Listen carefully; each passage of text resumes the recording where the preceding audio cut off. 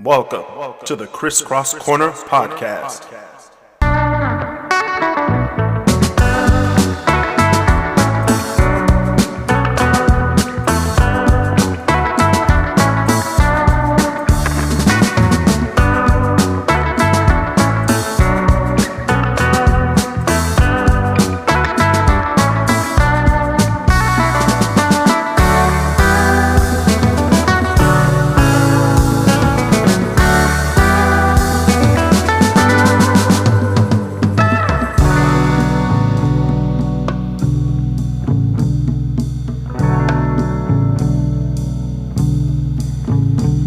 Welcome back to another edition of the Crisscross Corner Podcast. I'm your host, Chris Canty, and shout out to all the members in the Crisscross Corner Podcast Facebook group. Join the group every week to join the conversation. Follow me on Twitch starting in 2022. We're live on Twitch right now. We only have, 0 people on live right now, but that will change in 2022. I will be live on FIFA. Will be playing the new FIFA. I think it's FIFA 22 starting in January 2022. I will also be doing some episodes on StreamYard on Twitch starting in January as well. Head on over to shopcrisscross.com for podcast merch, Detroit merch, and much more. We have the Crisscross Corner white hoodie on sale for $50. Promo code Kris, Kris, for free shipping. That's free shipping because I don't know if you want to pay that shipping because it might come up to like 60 something. But if you want the sweatshirt, I can't even speak today. The sweatshirt for $50, put in that promo code Kris for free shipping. Thank you for your support. And if you want to support the podcast with some money, a monthly donation, I kind of need it. The podcast needs it. My guests need it. Go to anchor.fm/crisscrosscorner/support. $1 a month, $5 a month, or $10 a month. It's the holiday season. Feel like giving? Please give to the podcast. Anchor.fm/crisscrosscorner/support. All right. On today's episode, we're going to be talking about a topic that I'm very well versed in, which is urban planning. Now, I am an urban planner. I went to school for urban planning. I have a bachelor's degree in geography and geographic information systems, GIS. Also, I have a degree with geotourism. So that's my bachelor's. That's my bachelor's realm. My master's, my grad school realm is all urban planning. So I have a master's of science in urban planning from Eastern Michigan University. Shout out to Eastern. They were in I believe it was the Lending Tree Bowl over the last weekend, and we got our asses kicked. But that doesn't matter. We still made it to another bowl.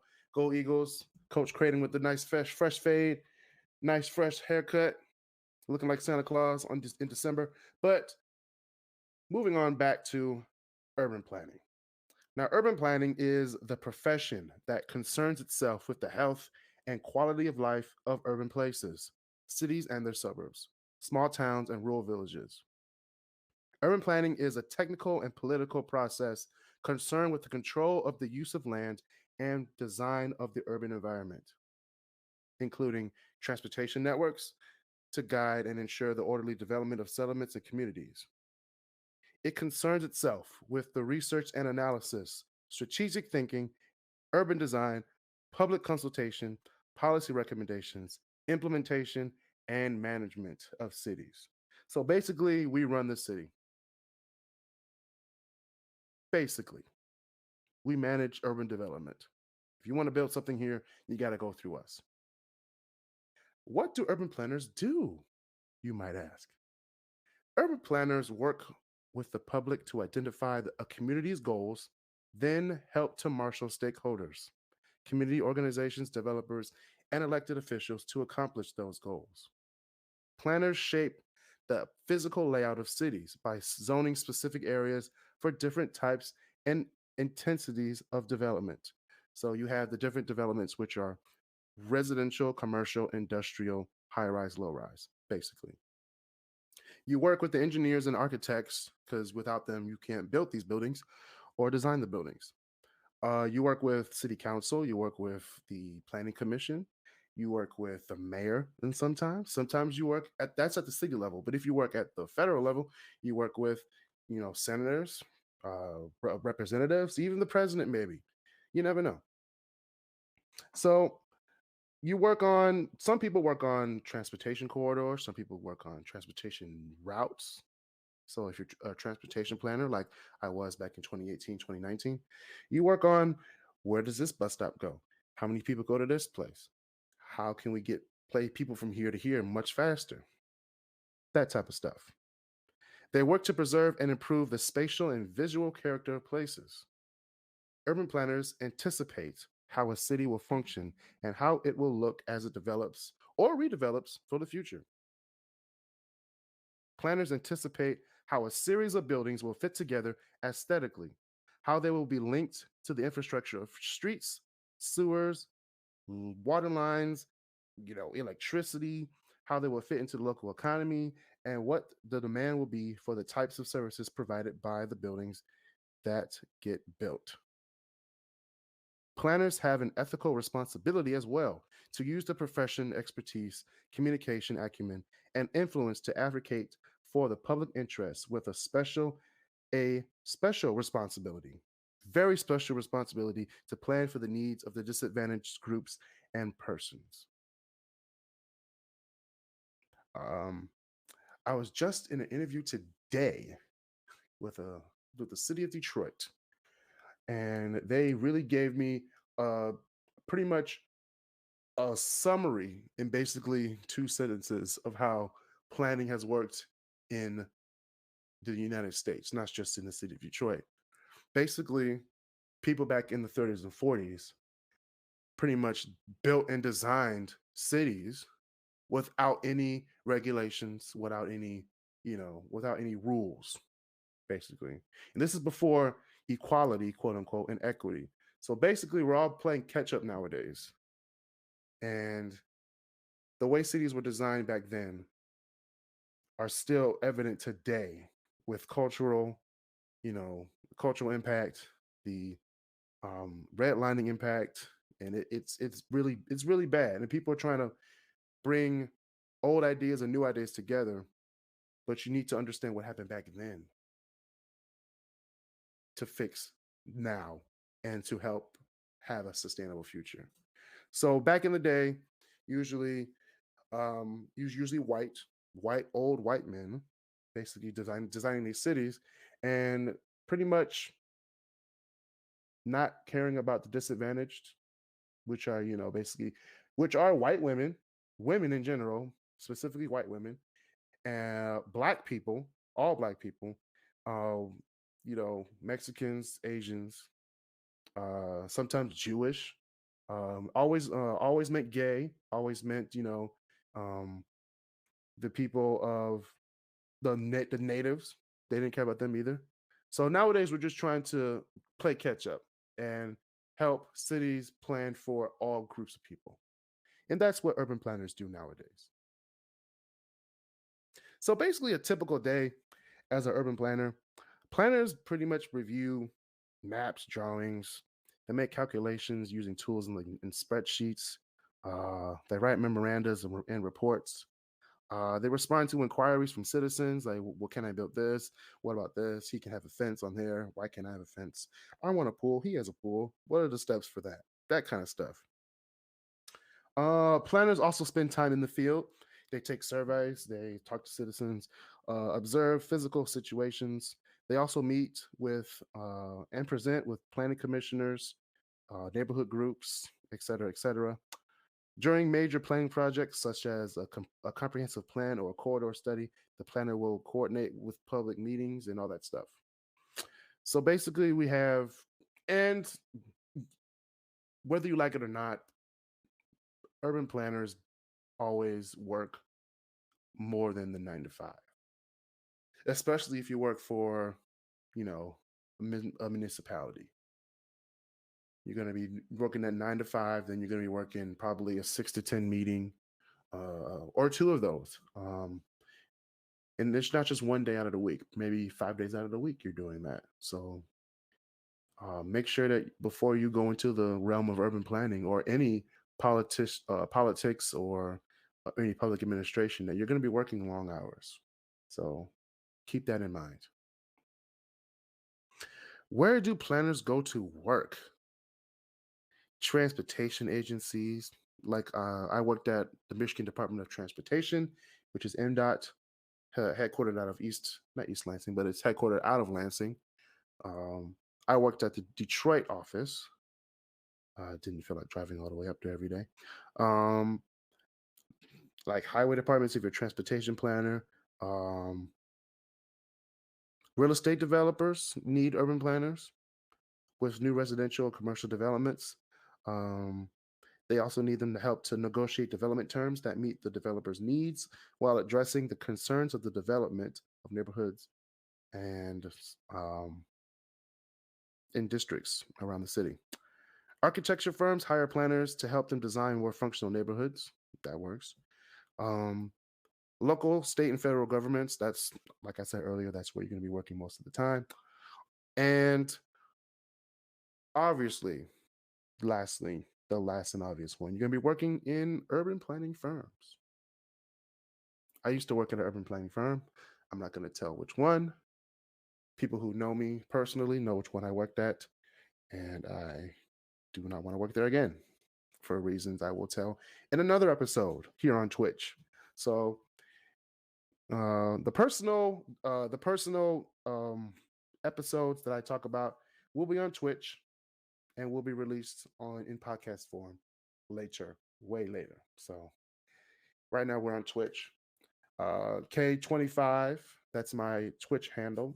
If you guys want to listen or watch on Twitch. Also, if you want to give to the podcast with a monthly donation, anchor.fm/crisscrosscorner/support.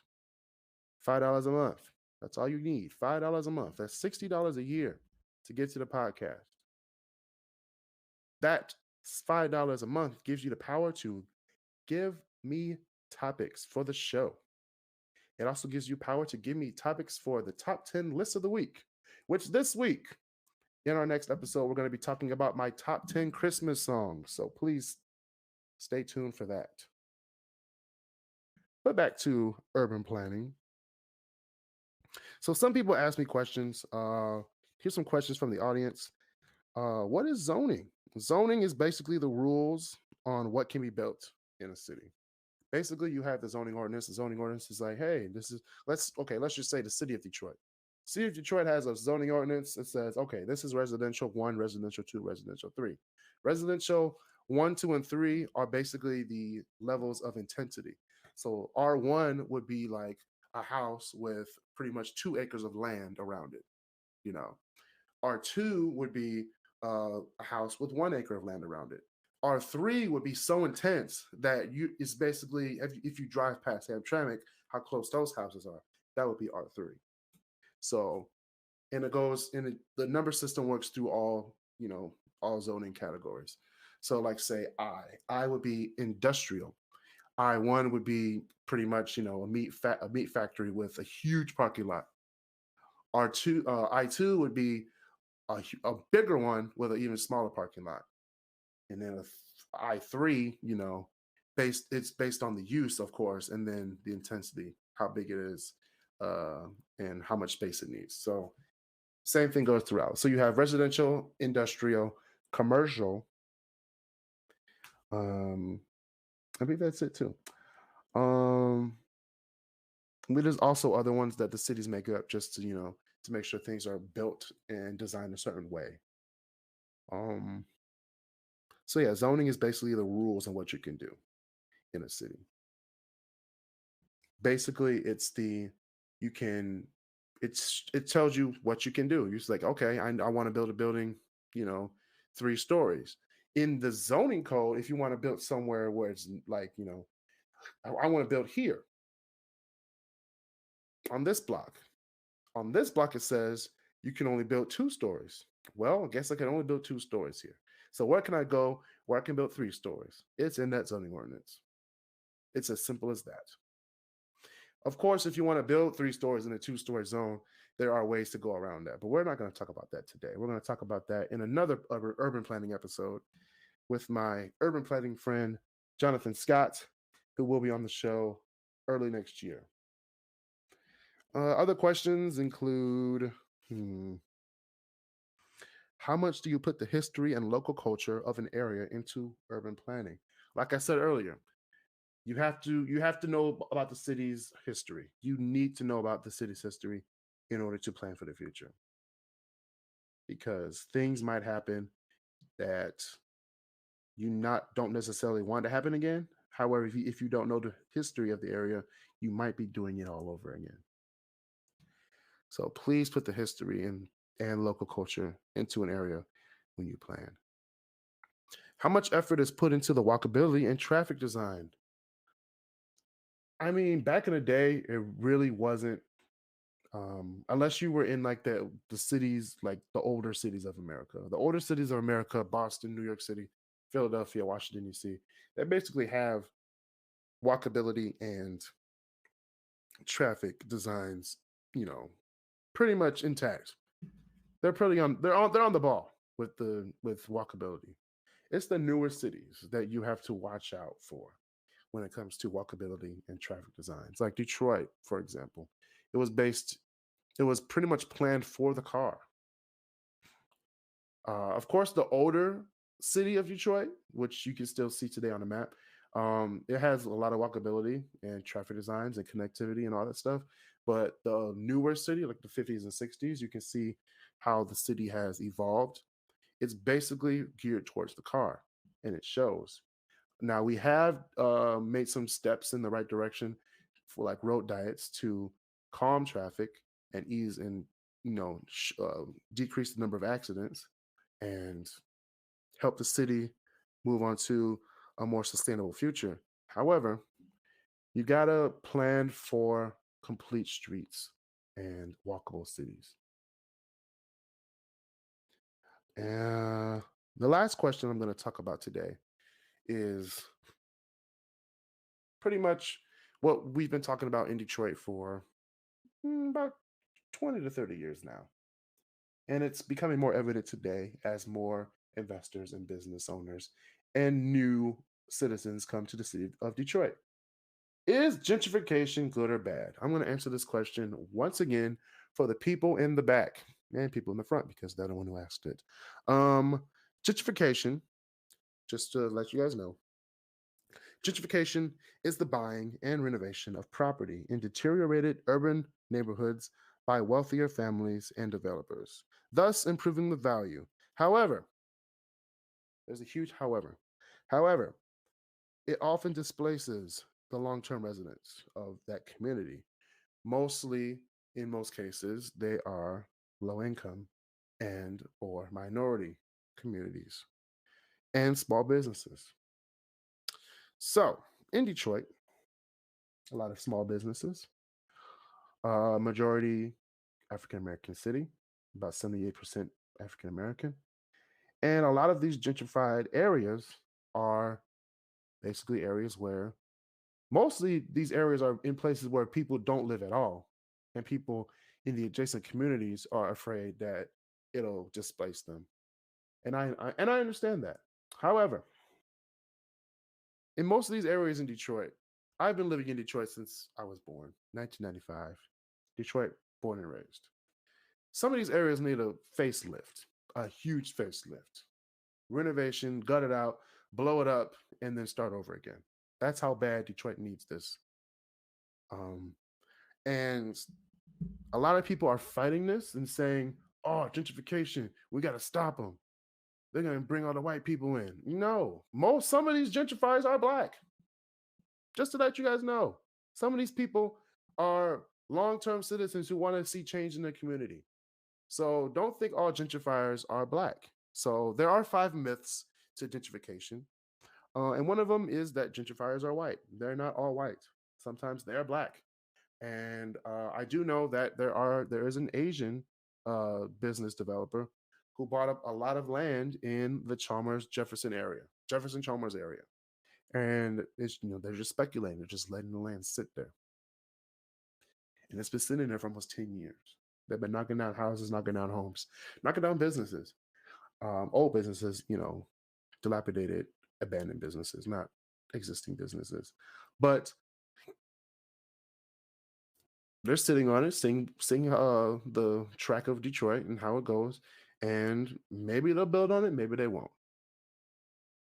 But I know some areas like the North End, they're having a community development happening in the North End, um, being helped on with the North End people.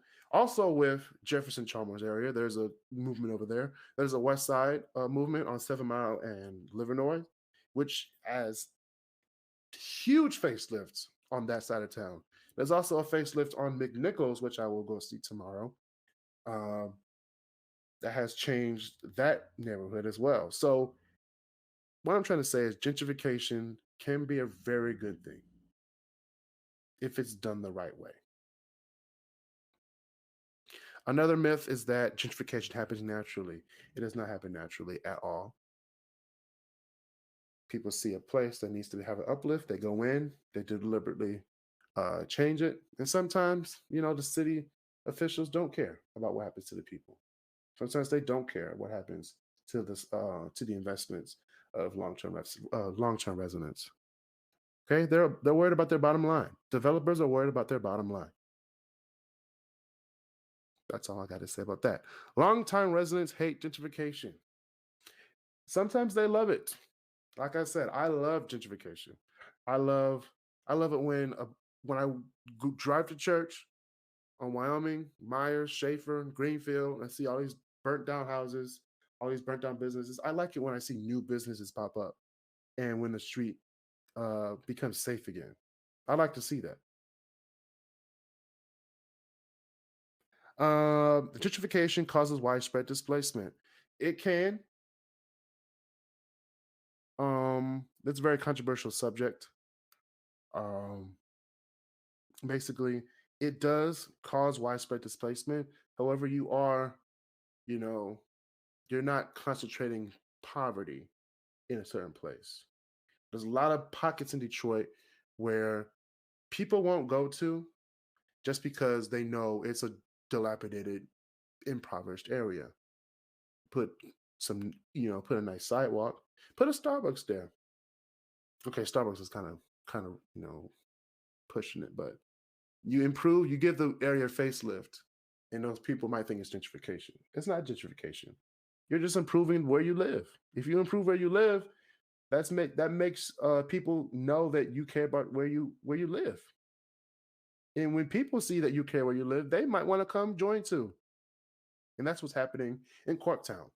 That's what's happening in East English Village. That's what's happening in Palmer Park. That's what's happening in Midtown. People are coming. And they're not coming just from the suburbs of Detroit. They're coming from Brooklyn, New York. They're coming from Chicago. They're coming from Texas. They're coming from Atlanta. Coming back from Atlanta. They moved to Detroit because it sucked. Then they moved to Atlanta. Then everybody started moving to Atlanta. And then they moved back to Detroit. So Detroit is coming back.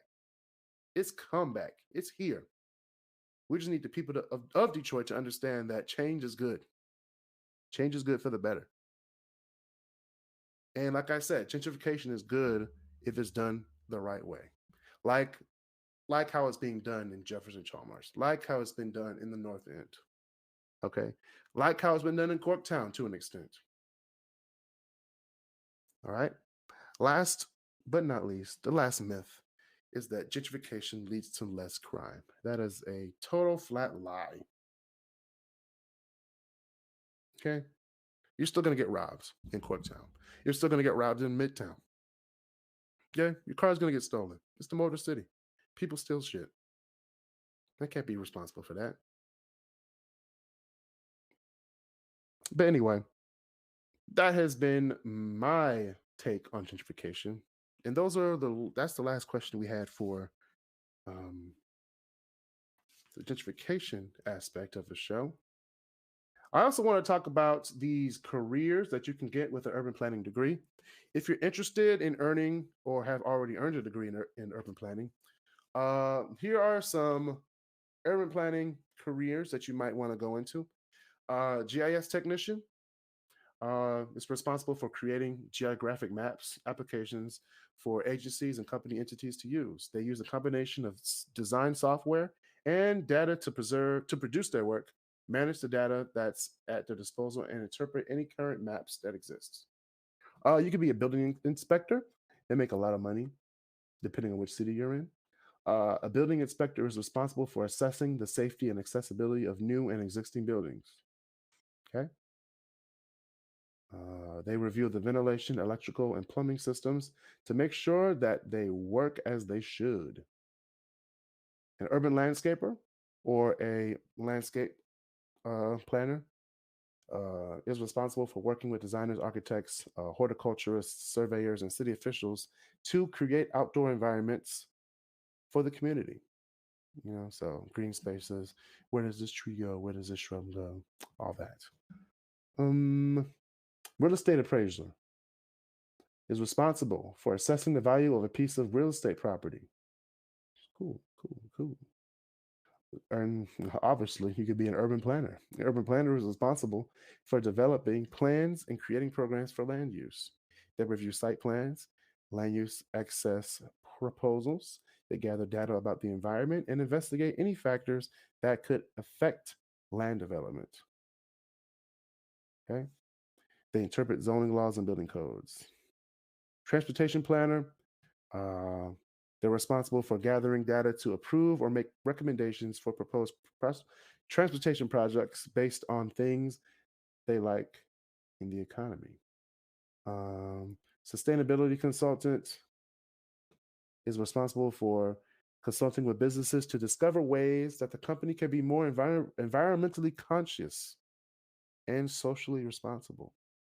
A cartographer, a map maker, basically, is responsible for collecting and assessing geographical data and creating visual representations of land.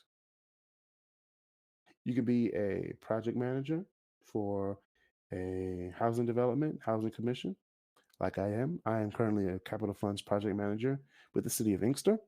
So, a project manager is responsible for overseeing an entire project, including those professionals who hold certain responsibilities in the project. They manage budgets and all communication between task holders and project owners and establish timelines that will ensure the project meets the established deadlines. You can be a historian, basically responsible for collecting historical data and providing information about the past to stakeholders. Of course, as an urban planner, you need to know the history of the city and the history of laws and planning. Uh, Also, certain topics of critical race theory. And let's see, last one. You can be an architect. An architect is responsible for designing buildings, other structures, and outdoor spaces. They participate in site selection, research, any regulations or zoning laws, consider building codes, and develop plans that will meet the client's specifications. Architects may also obtain permits and oversee the construction of the projects. Uh, and of course, if you work for an urban planning firm, you can be a principal consultant, which is basically one of the owners of the company. A principal consultant is responsible for assessing an organization's needs and developing project plans and proposals that will help the business meet its goals. They also aim to increase the company's profitability by establishing revenue generating methods and forming business relationships that are mutually beneficial to all parties. A principal consultant may recommend or hire certain experts, like those in sustainability or investing, depending on the client's needs. Many consultants lead multiple consulting opportunities at a time. So, yeah. Like I said, here are some other jobs: project planner, zoning inspector, operations director, conservation officer, program manager, field service technician, regional planner, permit technician, sales manager, GIS specialist, and business specialist. So yeah, that is basically what an urban planner does. I also answer the question: is gentrification good or bad?